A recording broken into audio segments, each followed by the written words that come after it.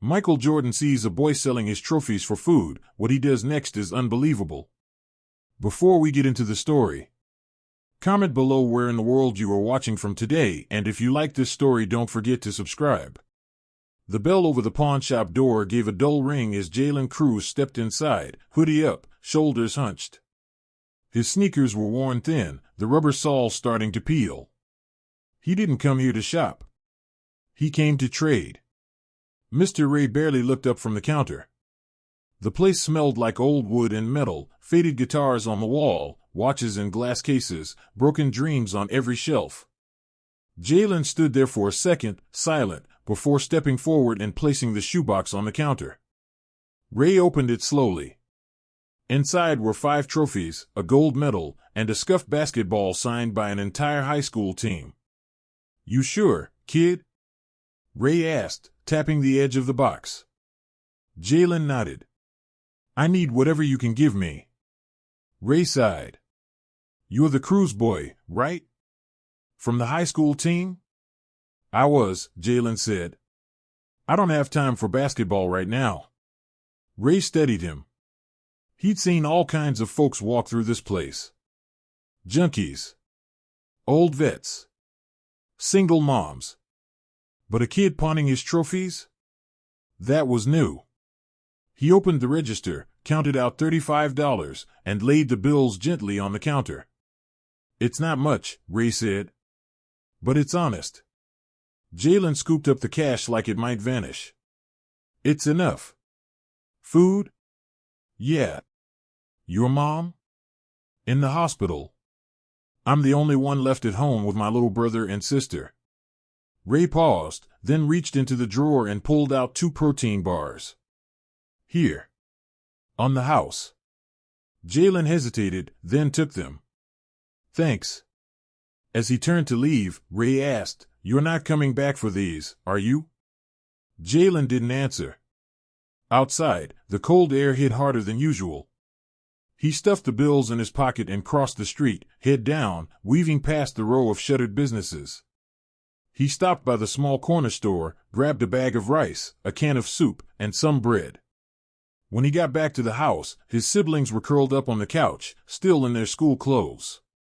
He heated the soup quietly, poured it into bowls, and handed it out like it was some grand feast. They didn't ask questions, they never did. Jalen made sure to smile.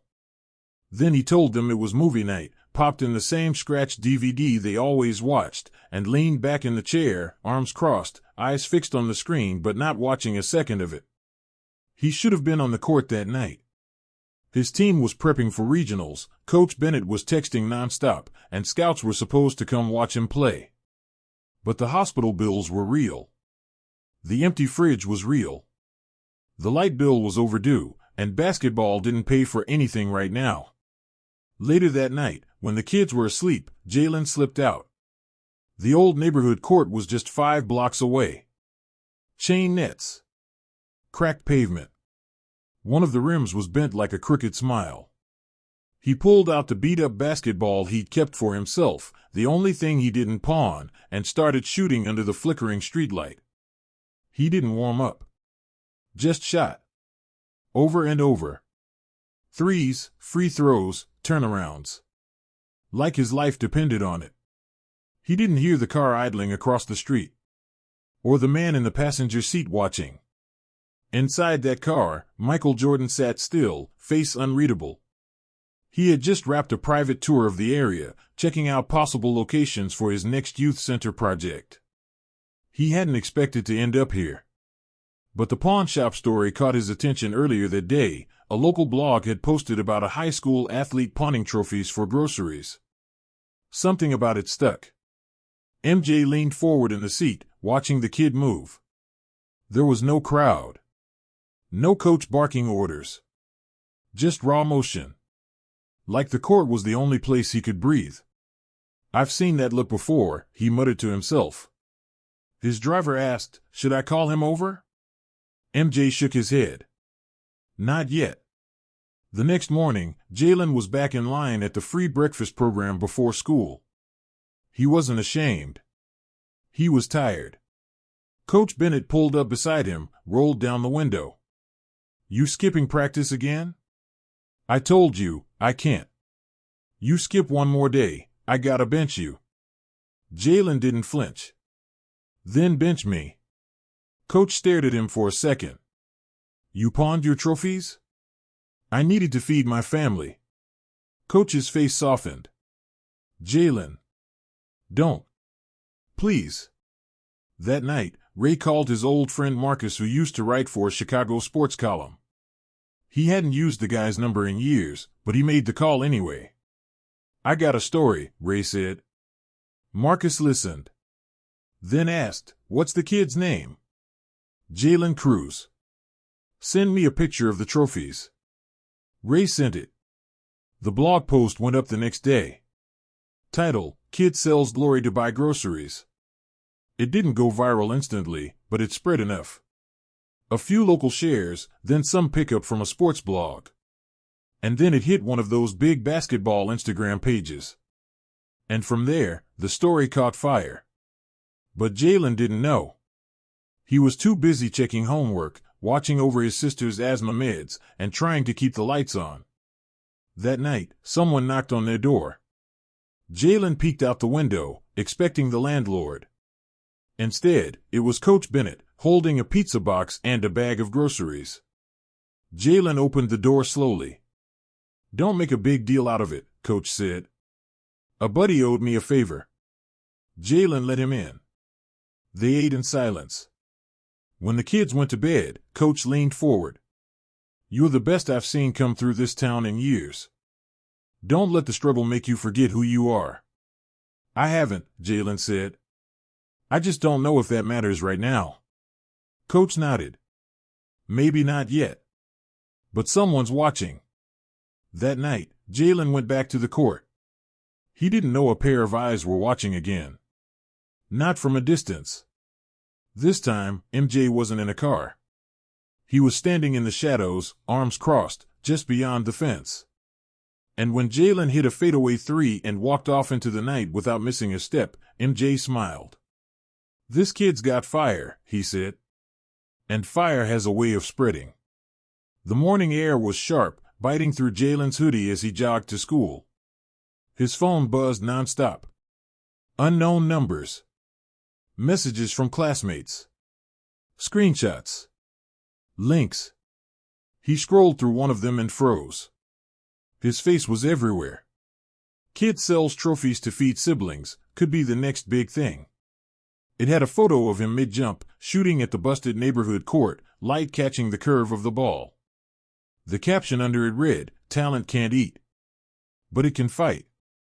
He shoved the phone in his pocket and kept walking, head down. By the time he got to school, half the hallway was staring at him. Some smiled. Some whispered. Coach Bennett found him near the lockers. You see this? Jalen nodded. Did you send it? No. But I know who did. Before he could ask more, the principal stepped out of her office and waved them over. Come in, Jalen. You too, Coach. Inside, the lights hummed overhead. The principal's desk was buried in papers, but a laptop sat open with the article on full display. She turned the screen toward them. I just got off the phone with someone from the Jordan Foundation. Jalen blinked. They want to speak with you. Today. You are invited to an elite training camp in Charlotte. All expenses paid. Coach leaned back. That's real? She nodded. Michael Jordan read your story. He asked about you personally. Jalen sat in silence. Then asked, why? Because he saw something. But I didn't do anything special. You did more than special, Coach said. You showed up. That matters. Jalen didn't smile. He just nodded slowly, his mind already racing ahead. Mom. His siblings. Money. Time off school. Missing more work. I can't go, he said finally.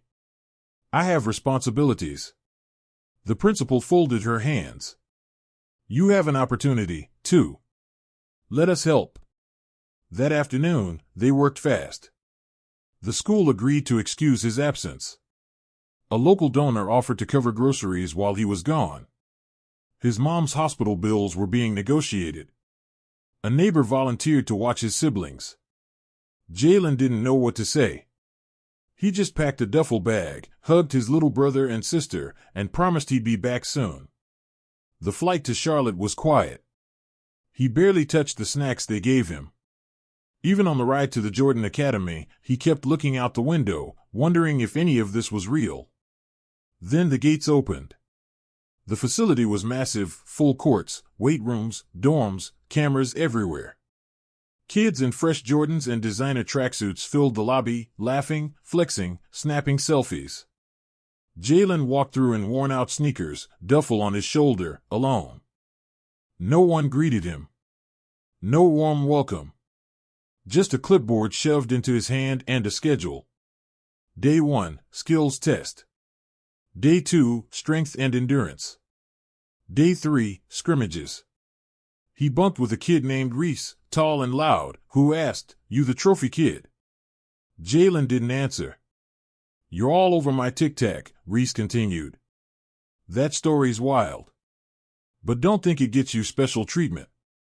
Everyone here's a dog." Jalen gave a half nod. "Good.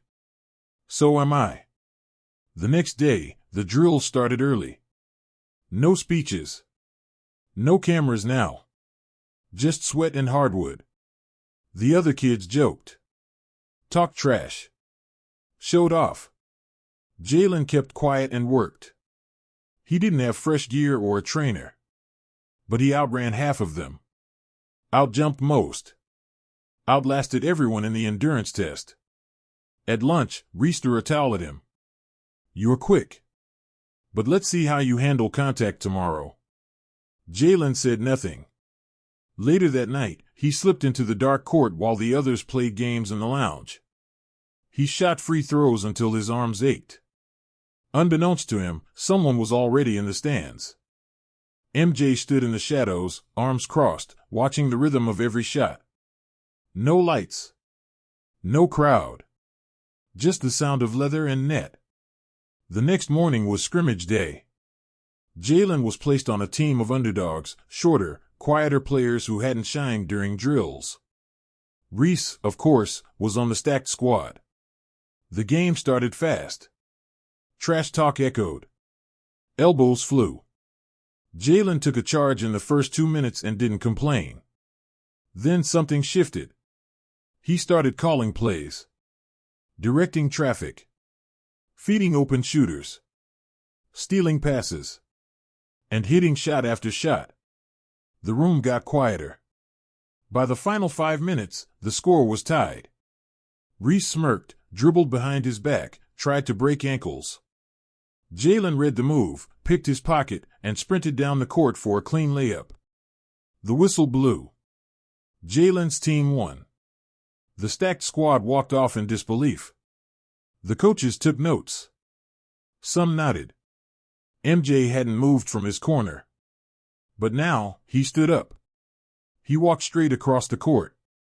Every kid went silent. MJ stopped in front of Jalen. Looked him up and down. "You play angry." Jalen replied without blinking. "I play hungry."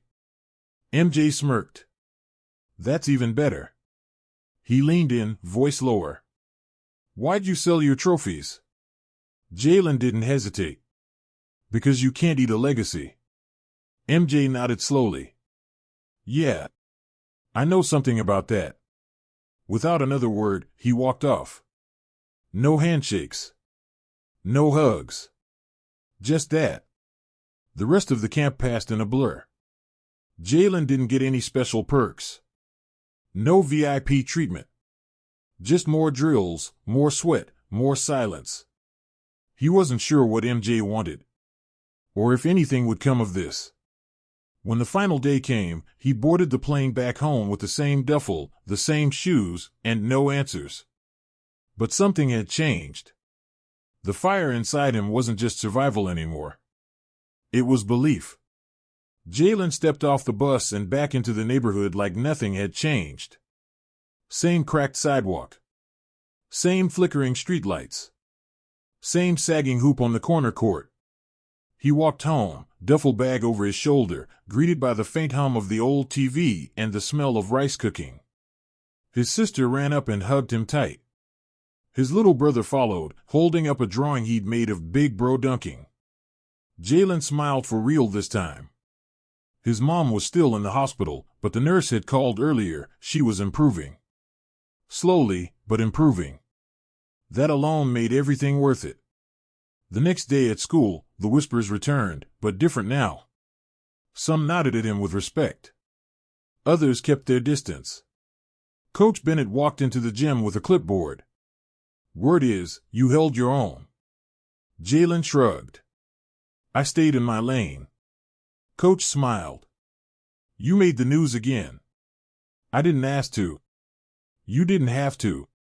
Jordan Foundation made a post, just a photo of you walking off the court with a one-word caption, hungry. Jalen blinked. Coach held out his phone. They tagged you. He stared at it but didn't reach for the phone.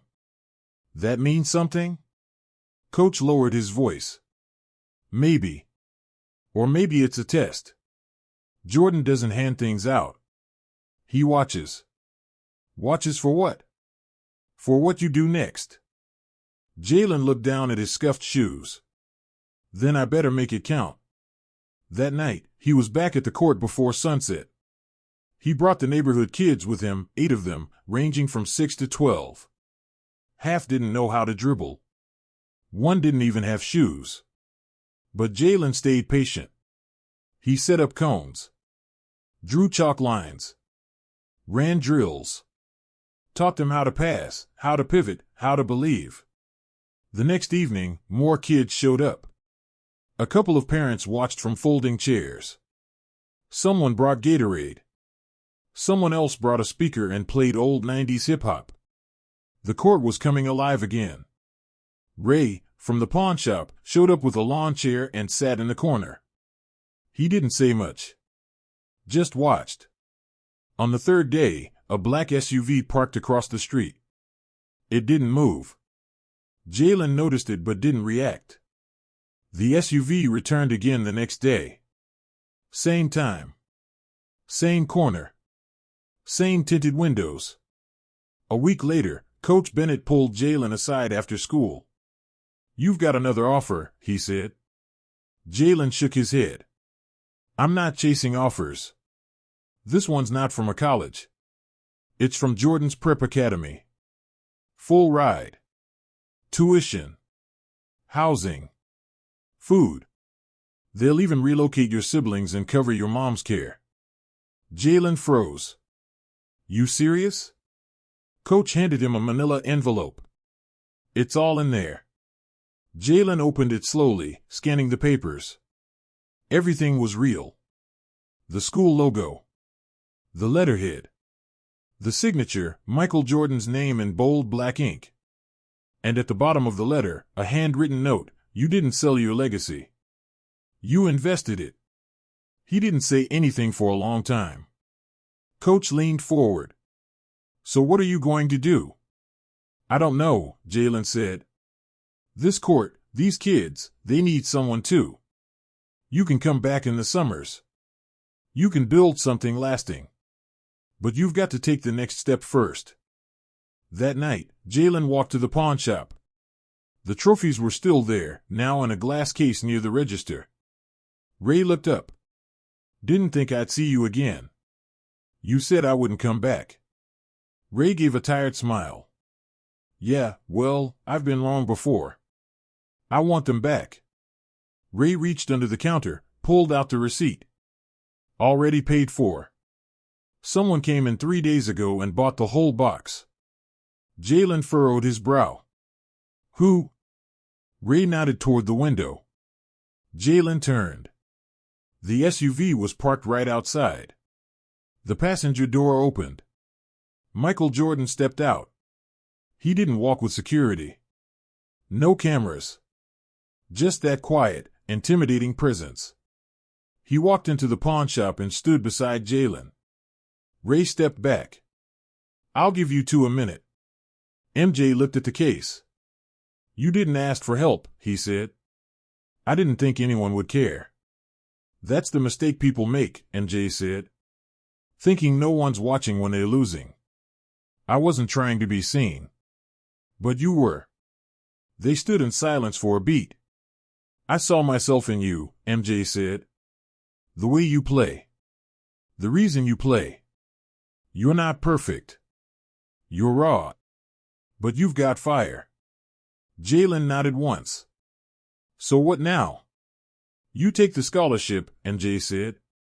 "You train. You study. You take care of your family. And when the time's right, you give back. Not because the world gave to you, but because you didn't let it break you." Jalen looked at the trophies in the case. "What if I'm not ready?" MJ stepped closer. "You already are." Later that night, back at home, Jalen sat his siblings down. "We're moving." They looked up, confused. "To a better school. Somewhere safe. You'll like it. It's got everything. Even a playground." "Will you still be with us?" his sister asked. He smiled. "Always." They hugged him tight. He didn't cry. But his voice cracked when he said, "We're going to be okay." The apartment they moved into wasn't big, but it was clean. The fridge was full, the lights stayed on, and for the first time in months, Jalen didn't have to choose between groceries and electricity. His little brother got a real bed. His sister had art supplies. Jalen had a study desk, a schedule, and a keycard that opened the doors to the Jordan Academy gym. The school was nothing like what he was used to: indoor courts, nutritionists, tutors, sports psychologists. Everyone was elite. Every drill felt like a test. Some kids didn't talk to him. Others gave him side eyes like he didn't belong. A few even mocked the trophy kid behind his back. Jalen ignored it. He wasn't there to impress anyone. He came to earn it. On the second week, they held a team scrimmage. Coaches lined the benches. Players were split evenly, but once the whistle blew, it was chaos. Fast breaks, blocked shots, hard screens. No one played soft. Jalen played smart. He passed when others forced shots. He hustled when others hesitated. He took charges, boxed out, ran plays. He wasn't the flashiest on the court, but he was the one they noticed when it was over. Coach Danvers called him into the office that evening. "You see the floor like a coach," he said. "But you don't act like one of these stars." "I'm not." "Good. Stay that way." Danvers handed him a packet. "Prep tournaments start next month. You're on the roster." Jalen took the packet but stayed quiet. "You okay?" "Yeah. Just adjusting." Danvers leaned back. "Pressure's different here. But you've already survived worse." That night, Jalen stayed late on the court, practicing free throws in silence. He didn't hear footsteps behind him until someone cleared their throat. It was Reese.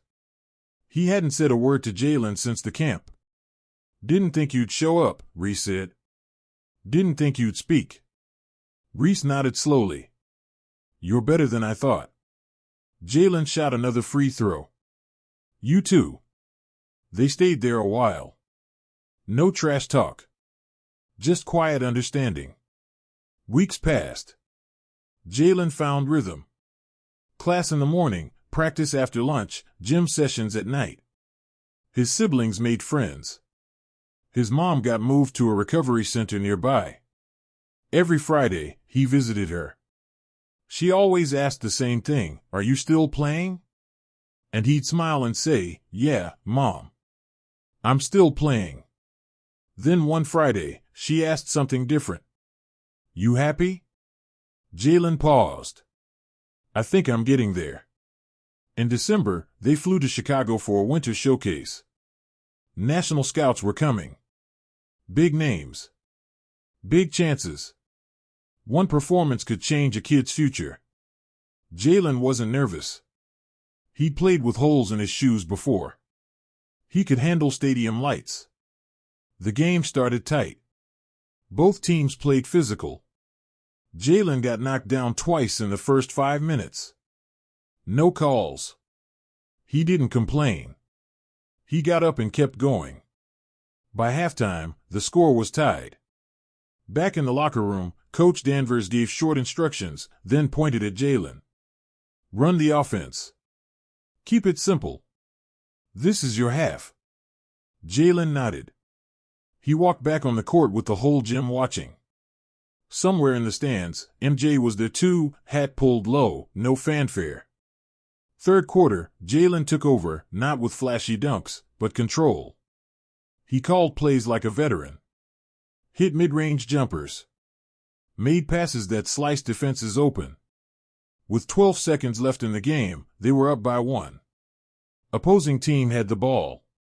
Timeout. Huddle up. Coach looked around. We need a stop. No fouls. They nodded. Back on the court, Jalen locked in. The ball was inbound. A pick came. Jalen switched, reading the play before it even unfolded. The point guard drove. Jalen slid, hands up. Ball up. Shot fired. Jalen jumped. Blocked it clean. Buzzer. Game over. Crowd erupted.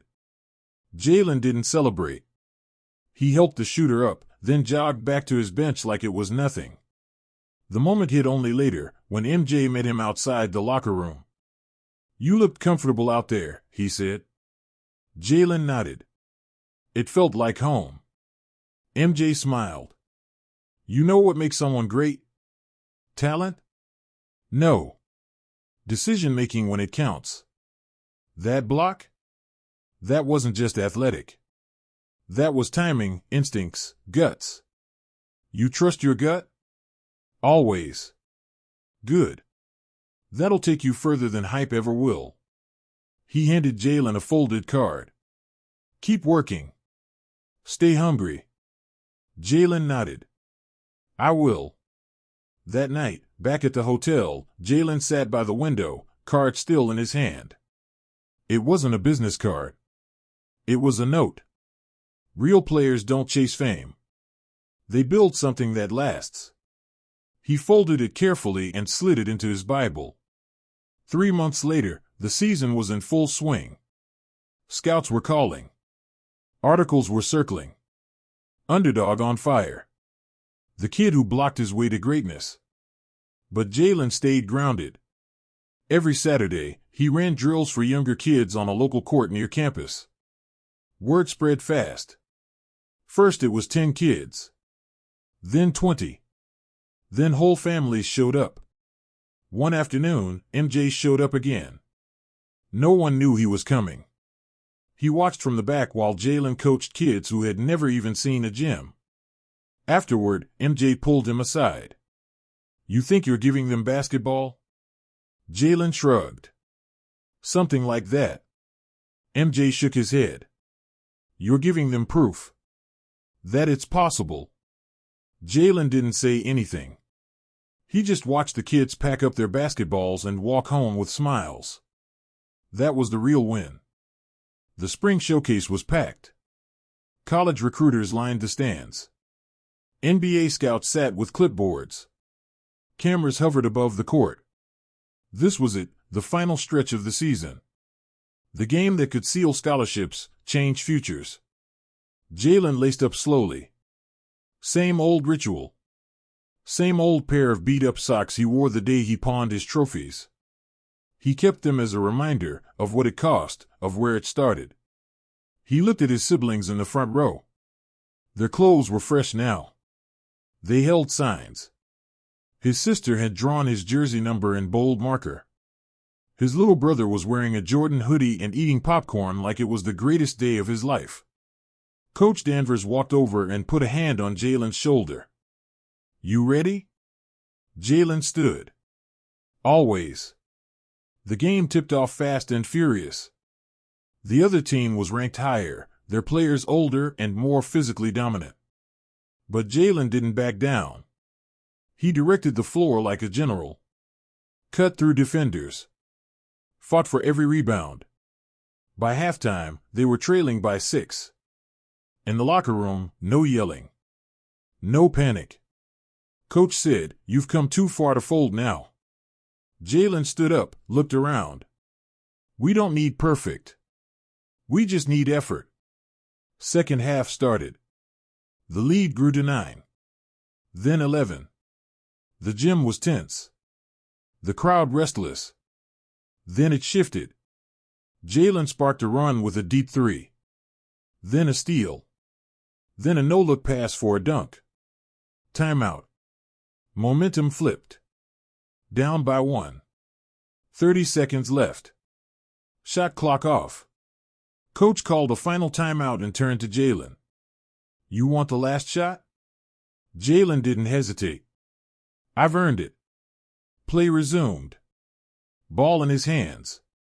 10 seconds. 9. The defender pressed up, reaching. Jalen crossed over, stepped back. 3 seconds. He rose, released. The ball arced perfectly. Buzzer. Swish. Crowd exploded. He didn't celebrate. He just turned to his teammates, arms out, grinning. They mobbed him. After the game, reporters crowded him. Cameras flashed. Everyone wanted a quote. He gave a few words. Thanked his coach. His family. His community. Then he slipped out of the spotlight. Back in the tunnel, MJ was waiting. Same low cap. Same quiet stare. "You played smart," he said. "I played hungry." MJ nodded. "And you finished." He handed Jalen a small velvet box. Inside was a single polished trophy, blank, with no inscription. "What's this?" Jalen asked. "Space for your own name," MJ said. "Because what comes next is yours to write." They shook hands. MJ pulled him in for a quick hug. "Proud of you, kid." Weeks later, offers rolled in. Duke. Kentucky. Kansas. Even G-League reps reached out. Everyone wanted a piece of the story. But Jalen didn't rush. He sat with Coach Danvers, his mom, and his siblings. They didn't talk about money or fame. They talked about fit. About future. About finishing school, staying grounded, staying true. He chose a college close to home. Good academics. Solid basketball program. Full ride. The local newspaper called it unexpected. He didn't care. That summer, he went back to the neighborhood where it all began. The old court had changed. A brand new surface. Fresh paint. New lights. 2 steel hoops. A mural on the wall, a boy shooting barefoot under a single streetlight. The city renamed it Cruz Court. On opening day, hundreds showed up. Kids, parents, local leaders. Ray from the pawn shop. Coach Bennett. Even the mayor. Jalen stepped to the mic. He didn't talk long. "I pawned my trophies once," he said. "Not because I gave up, but because I believed in something bigger than basketball. That belief got me here. And now I'm giving it back." He raised a ball, then passed it to a young boy in the front row. "Your turn." That afternoon, he ran free clinics.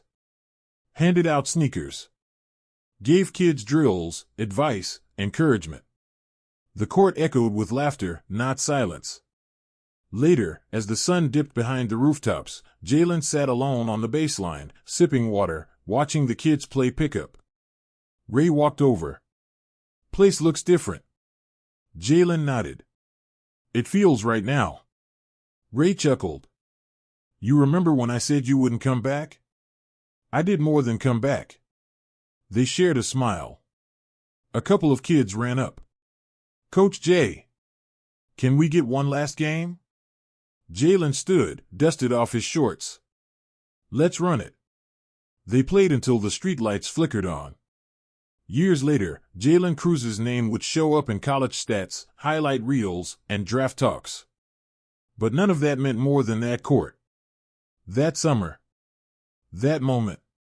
Because legacy wasn't about trophies on a shelf. It was about what you leave behind when the crowd goes home. And Jalen? He left behind proof that hunger, grit, and heart could build something no one could ever take away.